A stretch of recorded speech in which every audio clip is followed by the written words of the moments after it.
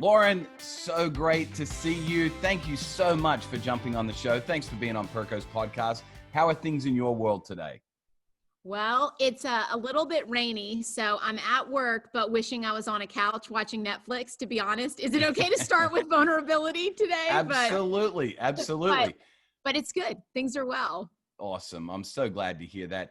Hey, I'm super stoked to dive into some questions, specifically around some things that you've put on social media recently, which kind of attracted my attention around the ideas of soul care, because this podcast is all about helping people reach their goals without losing their souls. Too often we hear of people that have reached all sorts of great goals, but their souls were kind of, lost in the way. And so we just want to help leaders not gain all the world, but lose their soul, as somebody wise once said in the first century. So here's the questions, though, that I want to dive into to help people get to know a little bit about you. And it's kind of a fun way to do it. We call it 60 Seconds with Perko. So I'm going to give you my top 10 either or questions, and we'll just get you to respond with whatever comes to mind first. So coffee or tea? Tea. Okay. Sure. I'm so I've glad never had coffee. I feel like I'm not an adult, but I've never had coffee. So Wow. Absolutely tea. Well, I am a tea fanatic, so we could be great friends, We're I'm friends. sure. Okay. Yeah, exactly. Okay. Yeah. I'm in. All right. Apple or PC? Apple. This is not even a question. Yes. Yeah, it shouldn't be anyway. Yeah. Beaches or mountains? Go ahead. What were you going to say? I'm not trying to judge you for your question. I'm just saying it's for sure Apple. Yeah. Yeah. Okay. So beaches or mountains? Oh, I don't think I can say both. So I'm going to say mountains because. Okay. Yeah. Mountains. Mountains. Dogs or cats? Again, I don't feel like this should be a question. It's for sure dogs, you know. all of the PC cat people in the audience are now like, I'm unsubscribing, but that's okay. I know, but it's because I'm allergic to cats. All right. So there's an actual reason. Yes. Yeah, that's fair. All right. Netflix or YouTube? Netflix. Yeah. Call or text? Text most people, you know. Okay. I don't know. Yeah, text. That's good. Podcast or music? Podcast for sure. Okay. Thank you. You're helping the cause. I appreciate that. Passenger or driver? Especially this podcast. Okay. Yeah, Come on. Okay. Yeah. Thank you. Okay. Passenger or driver? Passenger all the time, which is shocking because that's not my personality, but. Yeah. All right. Saver or spender? For sure a spender. Yes. Okay. And I'm hoping, here's the hope, that Stuart, your husband, maybe is a saver. Does he help balance things out a little bit? Oh, I married the cheapest man alive. That is truly what he calls himself. So it's a good, hard mix. Okay, I love it. All right. And then, honestly, the most important question, I think, in all of life, toilet paper roll, over or under? Oh, man, this is so loaded, Jason. I do under. Oh, no. Okay. Oh, you're kidding. Is it over? Is the whole conversation over right now? I think we just shut the podcast down. The show is over, folks. Because honestly, paper roll, I mean, over is over. So anyway. Right. So okay. Good. So fun. Well, that's a little bit about Lauren.espy, folks. If you want to know, don't use the restroom at her place. That's for sure. Because you're going to be disappointed. Absolutely. Hey, Lauren, I would love it for those that are in the audience listening to the podcast or watching on YouTube, that maybe are not as familiar with your role and what you do. I mean, you and I have connected over the years many times. I've actually been a huge fan and stolen a ton of stuff from what you've done in your leadership at Gwinnett Church and even prior to that at Buckhead. But there are some people that maybe not as familiar. So I would love it if you would just share a little bit of your story, but not just your ministry. Like ministry's great. I love that. But share with us a little bit more than that. Your family, your husband, all those great things about your world as well. I love that. Well, truly, I know I didn't get to say this, but I'm so honored to get to talk to you guys today. And I love that we're getting to talk about our souls, because I think that's been specifically a journey for me over these past 5 years, very intentionally. So I love just getting to meet fellow people who care about their souls. As far as it relates to myself, I've been married for almost 13 years to my husband, Stuart. He is the Transit, which is our middle school ministry pastor here at Gwinnett Church. And he is a middle schooler at heart. I'm not saying he's immature. I'm just saying that he acts like a middle schooler. He loves life. He loves life. Good. Yes. I'm So like, good. let's have a serious conversation. And he's like, after you play this game. Anyway, so that's our marriage. Yeah. And then we have, like I said, been married for 13 years. We met each other at a student retreat, basically. I was Okay. the Buckhead High School director at the time, and he was a volunteer, and we just started flirting, and the rest goes from there. But Nice. we through our journey, we struggled with infertility for almost 10 years. And Okay. so a few years into our marriage, we made the decision to adopt. You know, I really had to wrestle with this fact that there's many ways to be a mom, and having a Yeah. child is just one way of doing Yeah. that. And the Lord put us in connection with an incredible birth mom in Washington, like right across from Atlanta. I mean, like literally the other side of the United States. And Yeah. so we had, in 2014, we took home a baby boy named Corbin, who is 6 now. And then 2 years later, we got connected to another birth mom and had another boy named Riley. And we kind of thought, Wow. this is our story. Like, I'm a mom Yeah. of 2 boys, and they're amazing. Our birth moms are incredible. We're still connected to them, and one of the birth fathers. So, I mean, it's just been really neat to see how adoption has tentacles into so Yeah. many areas. So good.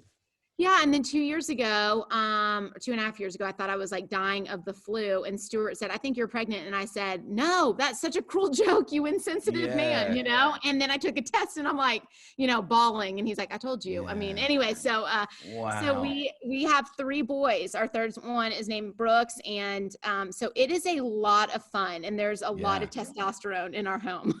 Yeah. So it's a blast. And so that's kind of my most important thing in life, are those 4 guys, and they're Yeah. absolutely amazing. I love it. Second to that is just, I have an incredible job. I love the local church. I've been a part of it since I was a little kid. My mom used to work for Andy Stanley years ago in student Okay. ministry. Yeah. And I always knew I wanted to be a part of the local church. So when I graduated college, I went to seminary in Dallas at Dallas Theological, got my master's there, and decided I wanted to dive into student world. And I really loved that. Worked at Buckhead Church with Jeff Henderson, who's an exceptional leader and friend.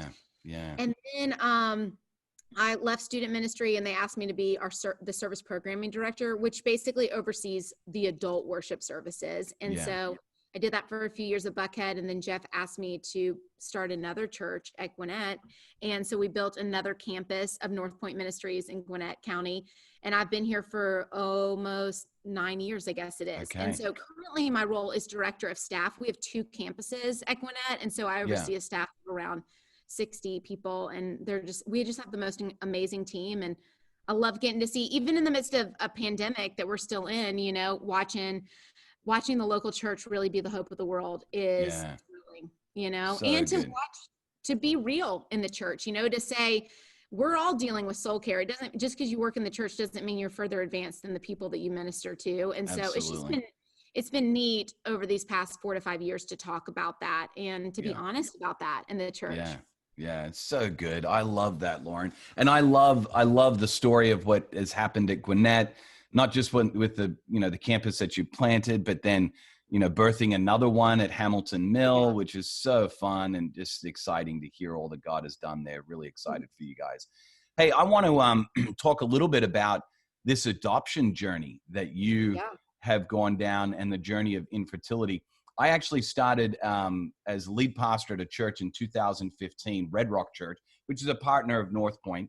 And I remember the service programming director, the lady that oversaw all the adult services on a Sunday morning. We were prepping for Mother's Day, and she sent me a blog post that just completely rocked my world, changed my perception of Mother's Day, from not just the, hey, get the perfect picture in the lobby of the church for you and post it on Instagram, but that Mother's Day was a challenge for a very large percentage of the population. It wasn't a huge celebration. It was actually something that could be quite negative. So I took that blog post, I adapted it, made it into a prayer, and I've prayed that prayer on Mother's Day, which includes anybody and everybody as it relates to motherhood. And I had a lady after a service one time come up to me and say, Jason, I'm a birth mother, and I gave my child up for adoption 20 years ago, and I've never once been mentioned or talked about on Mother's Day before in church, and she just was thanking me.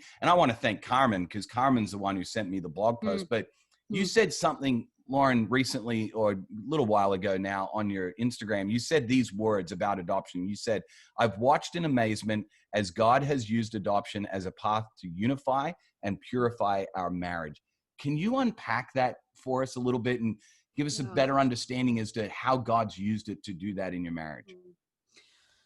Well, one, thank you for including birth moms, because they are the bravest women I've ever met. So I just want to say thank you for that.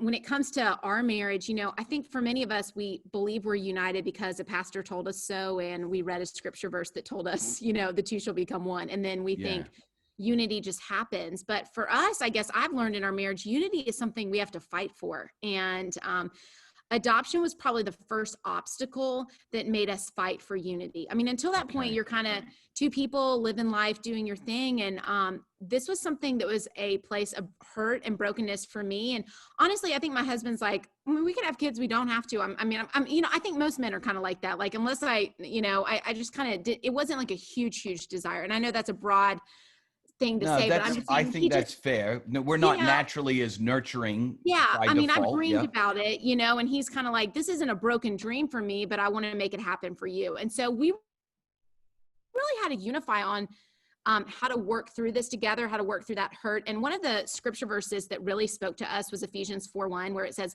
make every effort to keep the unity of the Spirit through the bond of peace.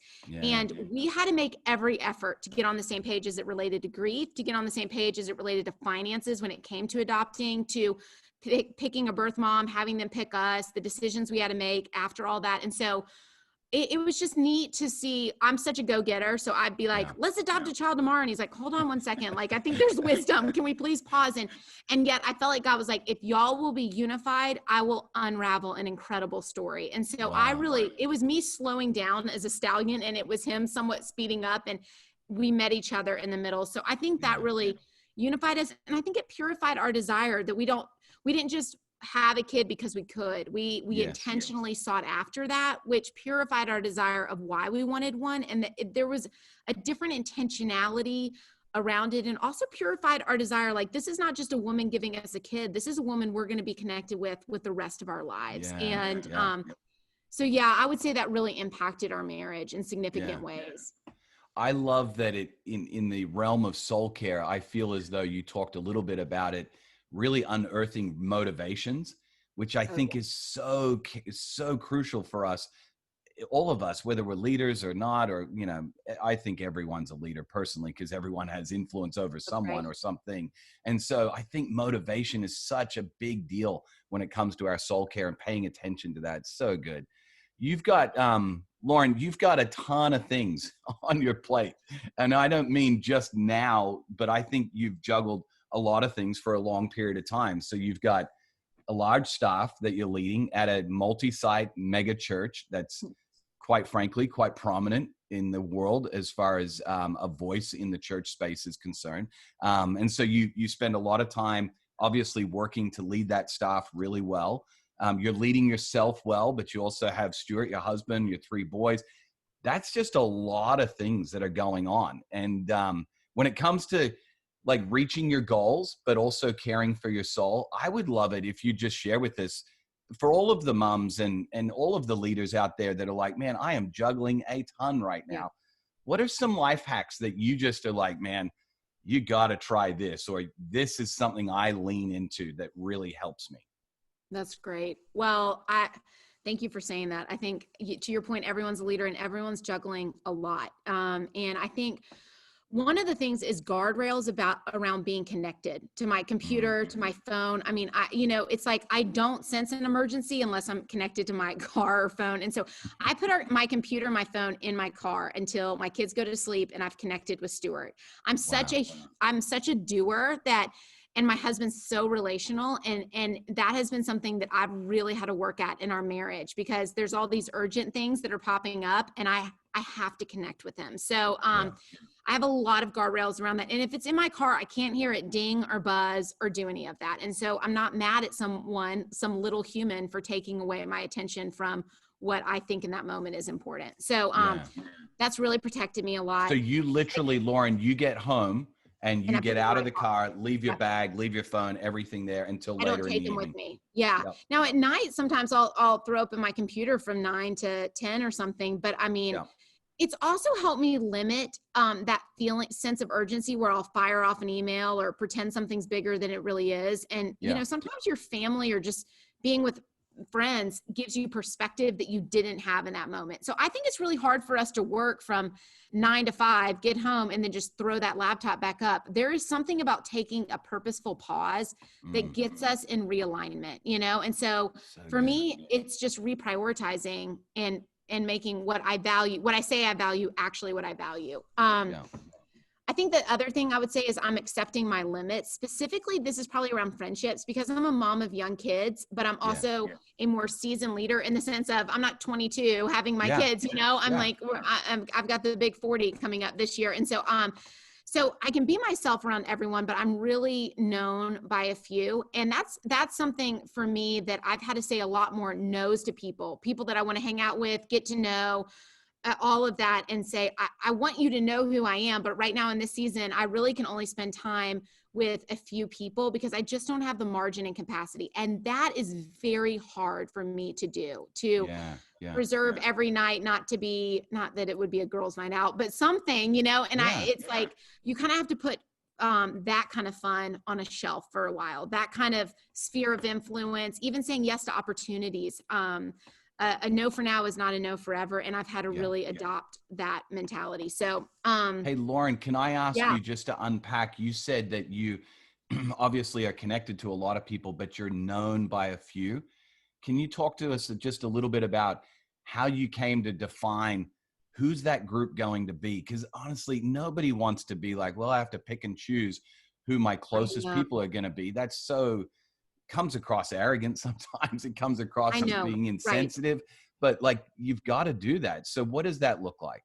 Well, that's a great question. And again, I agree with you. It can come across as arrogant. Really, my heart behind it is there's an ability for me in ministry to share all of what I want to share with people and create a platform and a persona and then really not be known. And then you start hiding, right? Or performing. Either way, that happens. And so I'm like, I want to be known. And I have a friend in my life, her name's Wendy, and she knows me. She knows the questions to ask.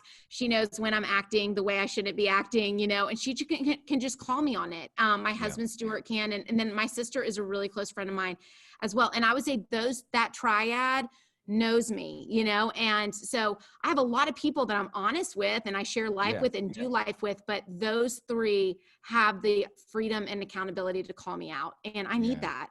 I love that. I love that. A friend of mine or a mentor of mine, Lance Witt, he calls them your 2 a.m. friends. Yes. 2 a.m. in the morning, house is flooded, which you're all too familiar with. You give them a call and they're there. They're those people. Yes. I love that. What's another thing? I would say searching my motive. And this is what I mean by this. I ask the question often, is this my assignment?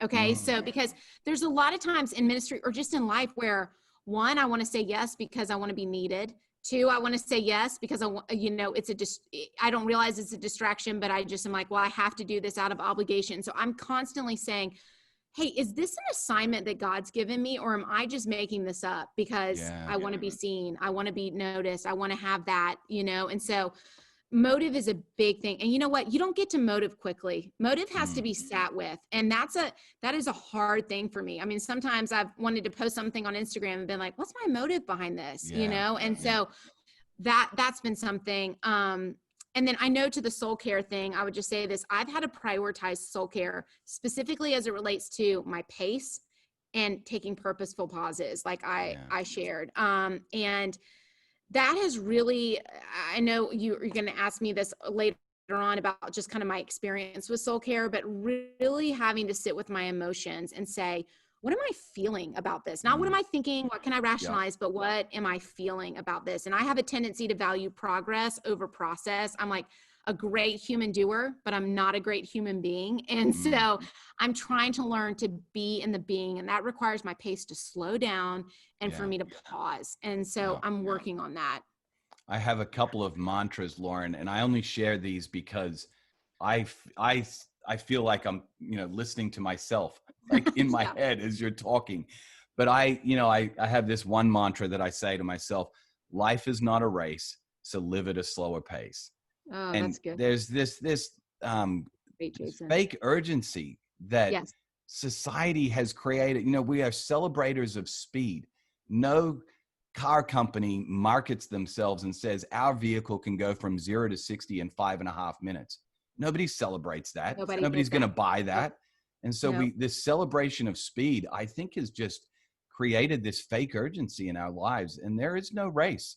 So live There at a is no slower race. pace. And then the other mantra that constantly goes through my mind, I wrote this on my whiteboard, and as I'm listening, it just reminded me 5 years ago, I wrote that I spent the first 20 years of my ministry, Lauren, Mm, doing for Jesus more than being with Jesus.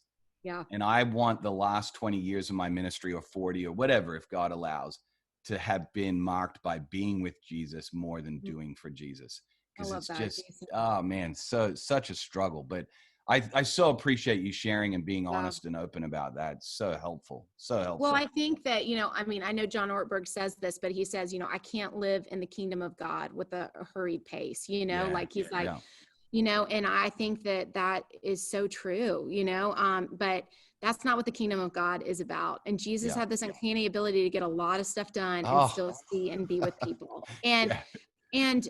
I want to be more, if we're going to be more like him, to your point, it's not that frazzled running around No. version of us. Yeah. And no Yeah. one wants Christians like that. Yeah. So yeah.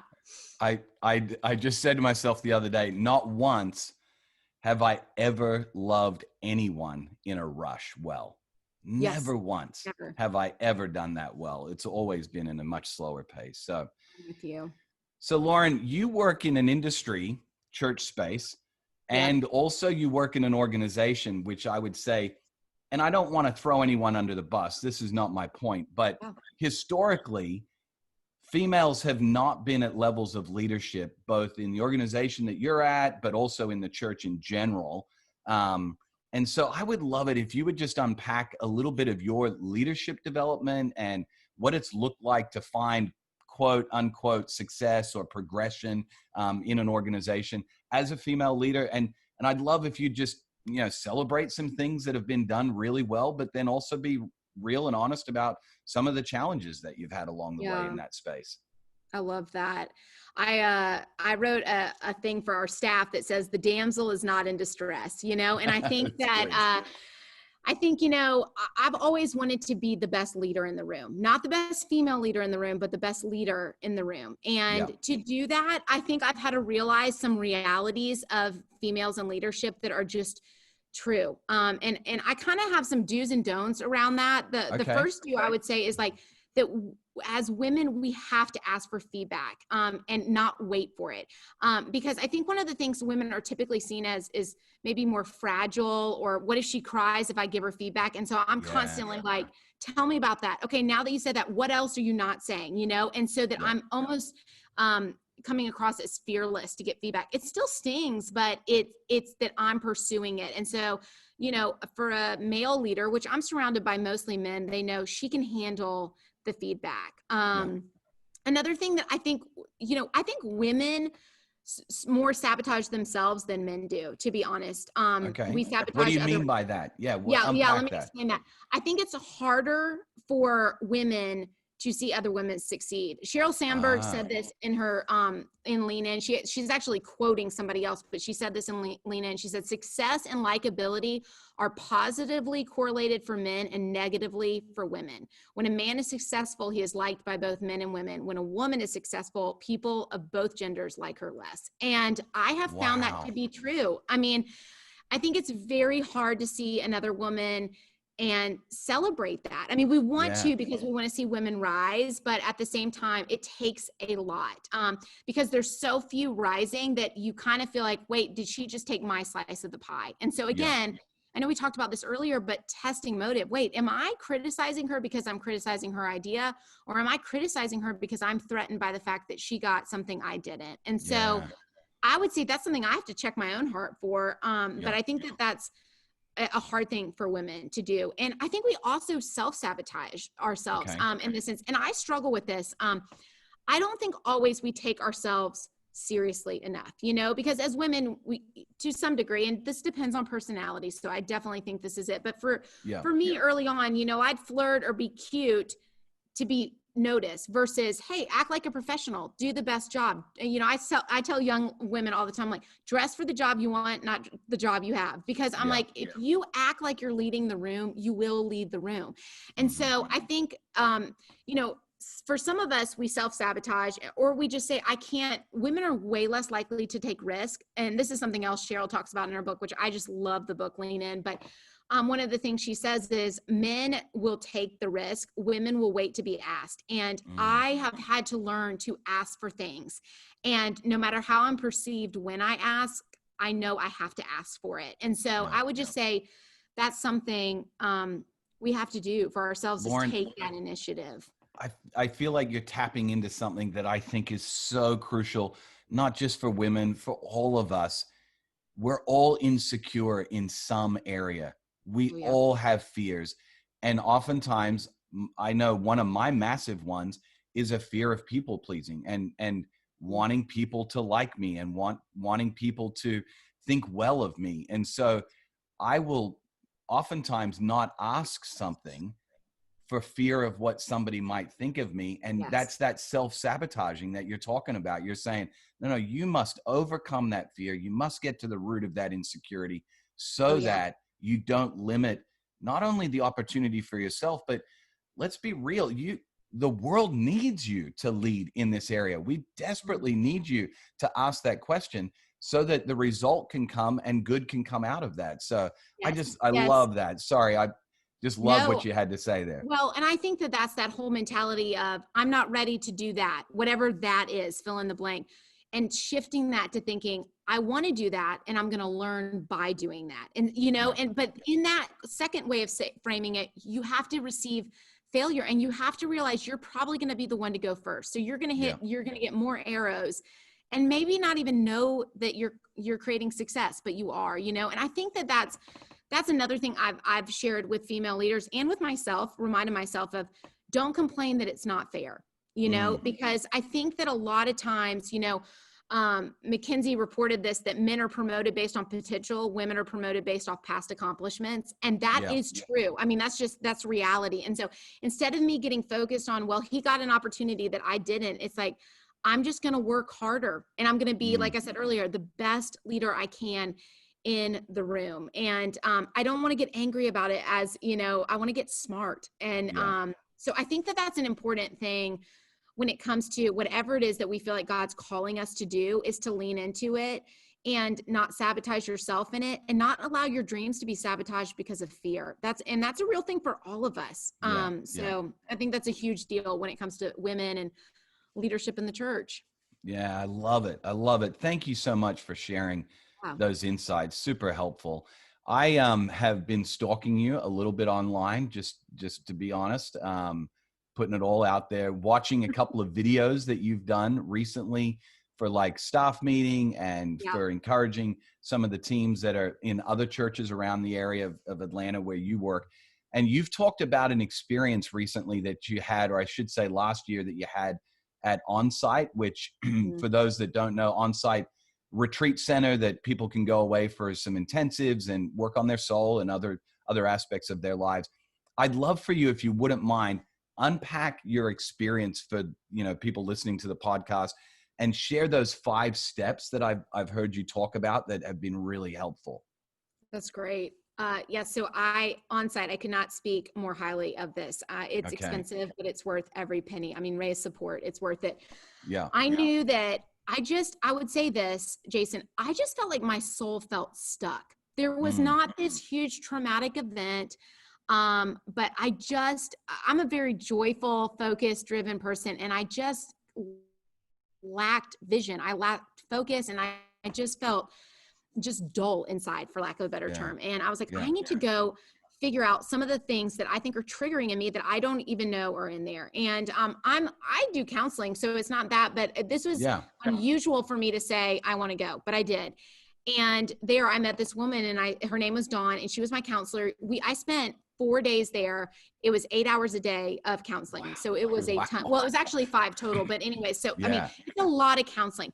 What's great about somatic therapy, which is what you do it on site versus individual talk therapy, is in talk therapy, I can go in, I can present whatever version of myself I want to be seen as, and I leave an hour later, you know? Yeah. In this setting, you're who you are and you can't hide it. And you're working through all different ways of addressing trauma and stress in your life. And so, so Dawn looks at me, she's my counselor for those next few days. And she says, Lauren, I actually do know why you're here. And you're here to address some past trauma from feelings that you did not finish. And I thought, what is she talking about? Because to be honest with you, Jason, I'm like, I don't think I have that much trauma in my life. But as I realized this, and I think this was something I needed to give myself, was permission to say, I've had some traumatic experiences, you know, when it comes to the actual definition of trauma, all of us have had traumatic experiences. And, you know, I think for the culture that we live in and the fast pace we live in, we don't stop and actually say, what is actually going on in me? We just keep moving. But this is the thing with feelings, and this is the deal with anything hard in life. If you bury it alive, and at some point it comes back. And that's what I was really kind of coming to before I headed into there. So she's like, I want to deal with trauma. So we kind of addressed the fact that there is trauma in my life. Yeah. And then secondly, she was like, I want to help you finish your feelings, which was a very unique thing to say to me. I didn't understand what that meant. But what she explained to me is, you know, the movie Inside Out, Disney's Pixar movie, is great. You know, it has 5 feelings, right? Like there's disgust, there's anger, there's joy, sadness, and fear. And she said those 5 feelings, emotions in essence, they don't live in time and space. So for you, you've put, you know, a hard situation that happened in your childhood and you've logically explained it away, but the emotions have not been resolved, right? So your head's telling you that situation's over, but your heart is being triggered over and over again. And so what felt Lauren, like how would that come, like, how would that surface? Like, is it, is it I'm going to tell you the that thought and the feeling keeps coming back, or? So I was, when I was younger, I felt I needed to be really protective of my sister. And so that, like, you know, there would be times where I would feel like, oh gosh, people are stressed around her, whatever. I need to protect her. Right. Okay. But what happened is then I got in this protective mode all the time with people in my life going forward. I would remember if my parents didn't argue all the time, but I would remember holding Emily's ears so she wouldn't hear this. Well, then it comes to my husband and we're dealing with stuff and I am overly protective in situations that I didn't need to be. Right. So it's like, an emotion that was from childhood. And that's a small example. I mean, there were deeper stuff that we were working with, but it's like an emotion from childhood of fear from my parents fighting, you know what I'm saying? And the anxiety that's attached to that, sadness. I was like, I don't want Emily to experience it. I'm fine. I'm strong, but I don't want her to experience it. Right. And so that I never dealt with the sadness of watching them fight. I never dealt with the fear of that. I just kind of plugged on. Right. And then I get into marriage. I don't know how to deal with fear. I don't know how to deal with sadness. And all of a sudden I'm like, nobody's holding my ears. How do I get strong in this moment? And I just became self-reliant. Right. And then all of a sudden, Lauren, you dive into marriage and fear of not being able to have children. Yes. The anxiety that comes up with, like, I mean, that's trauma. Sadness. Yeah. But I don't want to feel sadness, right? Because I'm the older sister. I don't get to feel sadness, you know? And so I wouldn't allow myself, I'm like, you just feel joy. That's the only emotion. I mean, I love that in the movie when Joy circles sadness and says, just stay here, because I relate to that. And yet I'm feeling sadness and I don't know what to do with it. And it's scary. When you've buried emotions and not dealt with them, it gets scary. And so she just said to me, Dawn said, I want to help you work through your emotions. And through a course of actual, real, huge therapy and through these questions, she really helped me with this. And so this feeling finisher exercise is something I do when something catches me off guard, when I get sad, when I'm experiencing an emotion. I go through these 5 things. So I'm going to share them with you guys. Share them. So the first is, and this sounds really simple, is identify, I have a feeling. Now, for some people, they're really good at this. I have a middle son who feels feelings all the time, nonstop. But for me, I go logical. So I don't think someone hurt my feelings. I explain away why my feelings were hurt. And she's like, you can't do that. You've got to sit with the feeling for a second, you know? So realizing things like I'm feeling stressed, I'm feeling anxious, I'm feeling all of these kind of things. Sometimes I don't even know I'm having a feeling, but I have physical triggers, right? I'll get really hot, or I'll feel stressed, or my hands will get clammy. But just paying attention to the fact of, Lauren, you have a feeling. It's like a light bulb moment, Yeah. Then when I have a feeling, for some of us moms out there, this is harder than others, but I have to get alone for 5 minutes and ask, what am I feeling right now? Okay. So like when COVID-19 hit, there were some people that were asked to kind of help solve the problem right away. Well, that really bothered me that I wasn't part of those people, And so immediately I have a feeling I'm insignificant, right? That's like, hold on. I'm trying to check my text. Did anyone text me? I'm almost making up work to show that I'm significant in this season. And I'm like, do you know why you're doing that, Lauren? You have a feeling, right? I get alone. What is that feeling? That's the second thing. Get alone for 5 minutes and ask, what do I feel right now? Well, what I felt in that moment, Jason, is I feel insignificant. I feel unseen right now. I feel not chosen for a job that I'm adequate to handle. I mean, those were real feelings. The third point is, what belief about myself has caused me to have this feeling? And that's a huge thing to sit with. And for me, let's take the COVID-19 example. I'm feeling insignificant. I know that that's going on. The belief I had is my value comes from what I do. I'm back to that same old core thing with me of what I do defines how valuable I am. And so I had to realize, okay, that's a belief I'm holding on to. Sounds a lot like an Enneagram 3, Lauren. Yeah. I'm at 3 through and through. I don't even think I have a wing. But then the fourth one is great. And I love this. You get to either choose to keep or modify that belief. So I get to ask the question, is that true? And sometimes your beliefs about yourself are true. Sometimes the answer to that, but sometimes it's like, no, wait, hold on. I am running around trying to create purpose for myself and covering up that I actually feel a feeling. This is not a true thing. And so choose to keep or modify that belief. That's step 4. And then the 5th step is, what do I need right now? And I love this question, Jason, because a lot of times you can say, okay, I'm feeling insignificant. It's probably based off that. And then we kind of leave. But what's so important about finishing your feelings is saying, okay, in order to solidify that this belief about myself isn't true, I need to do something. And so sometimes that means I need to go for a walk, sometimes it means I need to call a friend. Sometimes I need to go draw a picture. I mean, I know that sounds really random. Sometimes I need to go outside and ground or do some mindfulness exercises, but I have to do something that solidifies in my soul in that moment. This belief is not true, and you can't keep holding on to it. So, in that way, those are the ways kind of that we find are finishing our feelings. Yeah. It sounds a lot like, Lauren, that you are doing the hard work, the deep work of discovering the script that you're listening to that is not a true script. And then you're doing the hard work to rewrite the true script, and then solidify that. I love that part of this, that 5th step of doing something to solidify that. Because too often, again, because we're in a rush, we can we might say, hey, I have a feeling, pull out the feeling wheel. Okay, I know it's this feeling. Why am I feeling that way? I'll answer that question. Where did that come from? But we don't take the time to change and rewire our minds and renew our minds to a new script and a new story and a new way of thinking. So that's so good. I think I love that you said that, because I think that's why self-care is so undervalued, right? Because the answer to for many of us on that 5th question, what do I need right now? I need self-care. I don't need to just process in my mind what I'm feeling. I need to actually get away and say, wow, what got me here? But that's anyway. So I just think that 5th question is the cement needed to hold on to the real truth for us. Yeah. I would go as far as to say, Lauren, it sounds like without the 5th question, you will find yourself in the vicious cycle of the first 4 questions on repeat. That's a great point. I agree with you. That 5th thing has been the game changer for me, for sure. So good.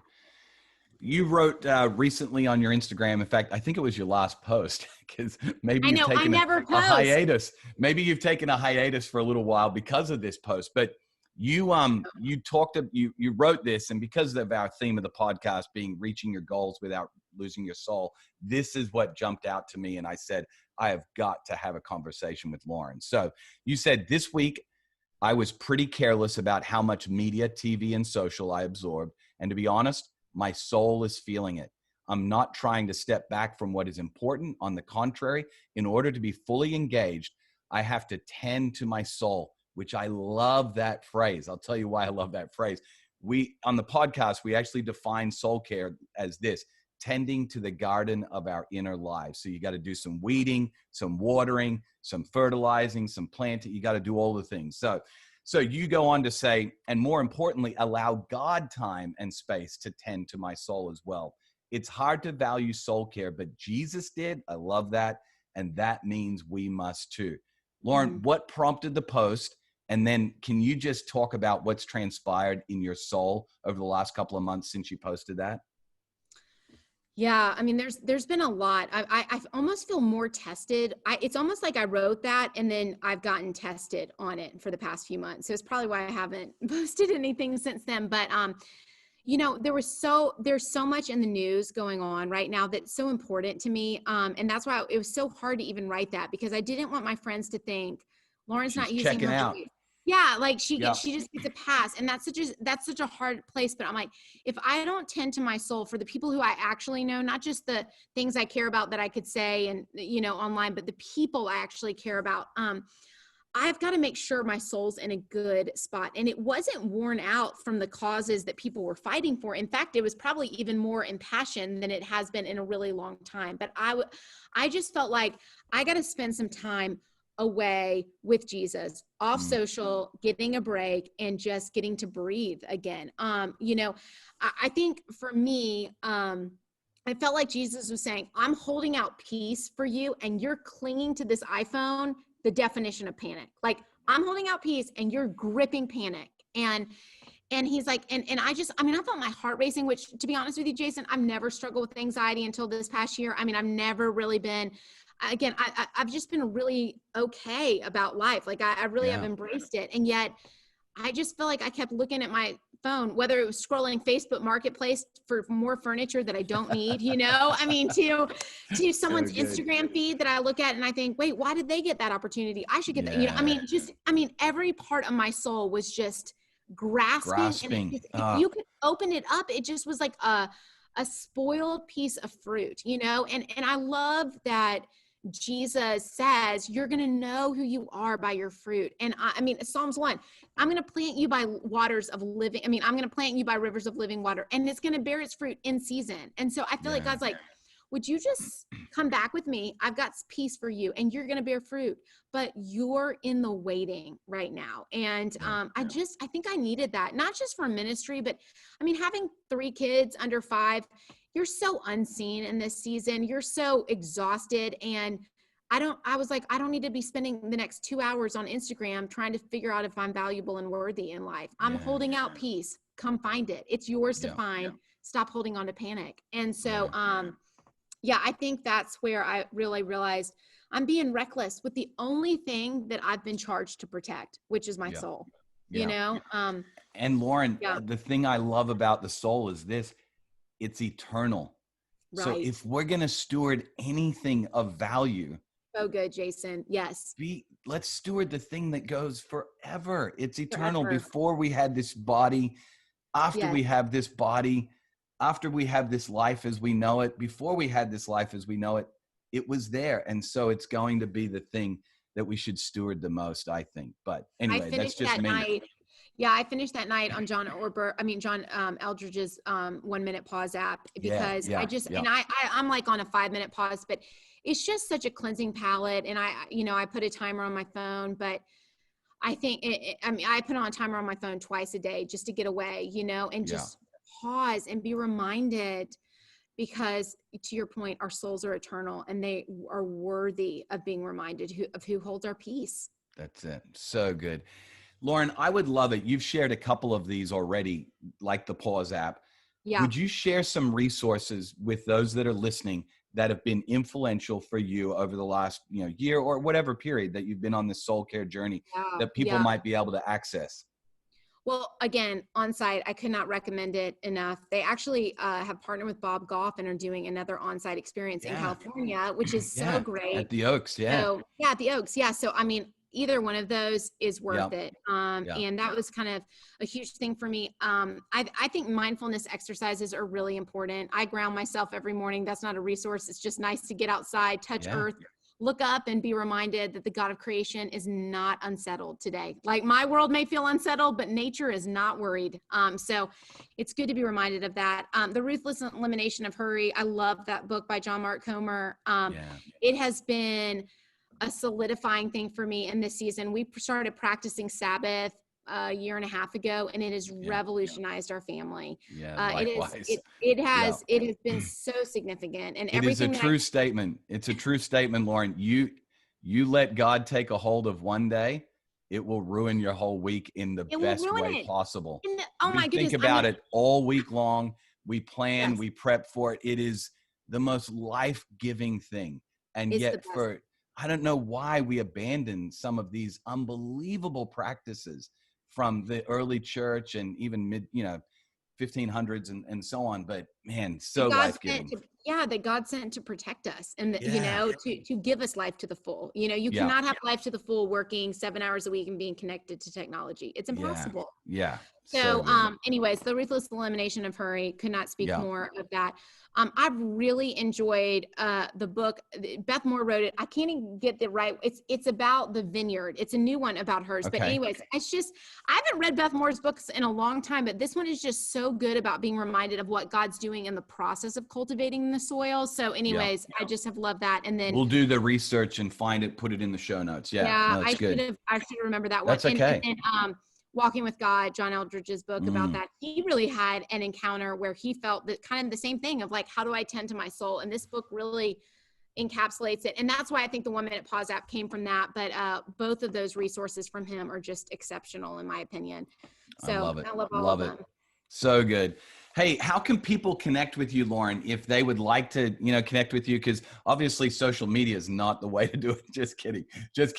No, you're right. You're right. I was thinking about that. I was like, I have not been on social. I was actually going to post something yesterday. So I might post for the first time in months, which honestly, that has been a huge thing for my own soul to be like, you know what? It's okay if you're not on social media, God's your PR man. You don't need it yourself. So it's okay. Yeah. But no, I mean, I am on Instagram as Lauren.espy, on Twitter, never, but it's out there, and and Facebook, which honestly, Facebook has been the thing because I guess I'm a mom, so you immediately come irrelevant and join Facebook. But I mean, people are welcome to reach out to me. My email is Lauren.espy, which starts with an E, ESPY @GwinnettChurch.org. And so, I mean, I would love to, hear from anyone, any questions that you might have. I'm so honored to go on this journey with you all. Our souls are so worth protecting. And I'm so glad I got to share a little bit of what the Lord's been teaching me in that. Well, Lauren, I'm going to be very vulnerable and transparent and let you in on a little behind the scenes secret about the podcast. This is purely just a thing that I do to help me care for my own soul, honestly. Awesome. And so I am so grateful that you would take the time to invest into just sharing what you're learning, because I've learned so much from it. And we record them and we put them out for other people to listen to, so that if they can gain something about, caring for their soul from it, then that's a huge win. Because at the end of the day, here's my big dream, is that we would see a generation of leaders who have reached their goals, but at the same time, they can authentically say, it is well with my soul. That's our big dream. And so I am so thankful for your time, Lauren. Thanks so much. And Jason, have a great rest of your day. Thank you. You too.